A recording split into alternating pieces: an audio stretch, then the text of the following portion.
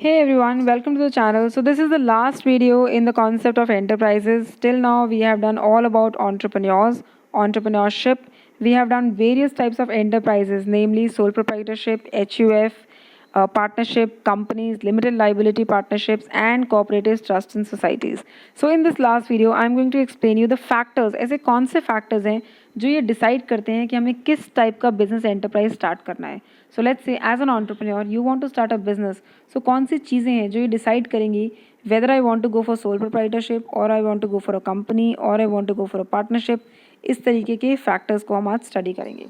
So number one I have is nature of the business, यानी कि business का nature क्या है. फॉर एग्जाम्पल, अगर आप कोई स्टोर खोलना चाहते हो, if you want to go for a mobile store owner या आप कोई ग्रोसरी स्टोर खोलना चाहते हो, तो I think sole proprietorship is a better way, क्योंकि इस तरीके के बिजनेस के लिए आपको बहुत ज़्यादा कैपिटल नहीं चाहिए और बहुत ज़्यादा इंटरफेरेंस भी नहीं चाहिए. So sole proprietorship is a better sort of a business. और let's say for example if you want to go in for a startup, कोई आप एक नया स्टार्टअप नया बिजनेस वेंचर करना चाहते हो, तो I think you should go for a partnership और अ कंपनी. पार्टनरशिप का बेनिफिट होता है कि बहुत सारे लोग मिलके एक बिजनेस एंटरप्राइज स्टार्ट करेंगे, तो आप एक दूसरे की हेल्प करते हैं. एंड कंपनी सेटअप में ये होता है कि आपको फाइनेंशियल सपोर्ट बहुत अच्छा मिल जाता है. तो on the nature of the business, किस तरीके का आपका बिजनेस है, number one that's the first factor. Second factor होता है वॉल्यूम. अगर आप बहुत ही लार्ज स्केल पे काम करना चाहते हो, आपका वॉल्यूम बहुत बड़ा है बिजनेस का, मतलब ऐसा बिजनेस है जिसके लिए सेटअप बहुत बड़ा चाहिए, so in that case of course you should go for a company और अ पार्टनरशिप सेटअप. इस तरीके के बिजनेस के लिए आपको सोल प्रोप्राइटरशिप जैसा setup will not going to work.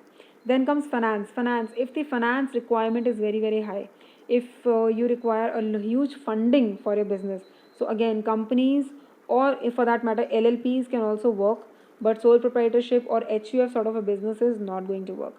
Ownership, अगर आप single ownership, if I want the control to stay with me, या मैं चाहती हूँ कि मेरी ओनरशिप बहुत ज़्यादा डाइल्यूट ना हो, then I can go for sole proprietorship और I can go for a partnership form जिसमें कि एक या दो या तीन पार्टनर्स हों.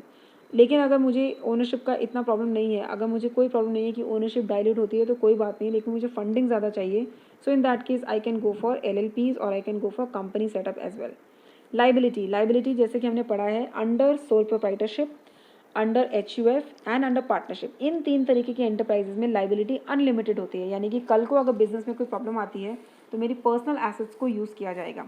On the other hand, in case of company, in case of limited liability partnership and in case of cooperatives, liability limited होती है. In case business goes up and down, मेरी पर्सनल प्रॉपर्टी को use नहीं किया जाएगा.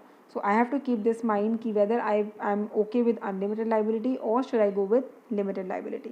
And last होता है independence. Independence का मतलब है कंट्रोल. कितना कंट्रोल मुझे बिजनेस में अपने पास रखना है और how much autonomy should I have in the business. That will also depend on the type of the enterprise should I go for. If I want a complete control over my business, the only way is whether I should start with a sole proprietorship. लेकिन अगर मुझे independence या autonomy से problem नहीं है, I can dilute my control, then I can go for other types of enterprises as well. So dear students, these were the different factors that can affect the choice of the business. I hope you understood this. If you like the video, please give a thumbs up and share with your friends, and the link for all the previous videos in this entire unit are there in the description box. You can check them. Till then, keep studying. Thank you so much, everyone.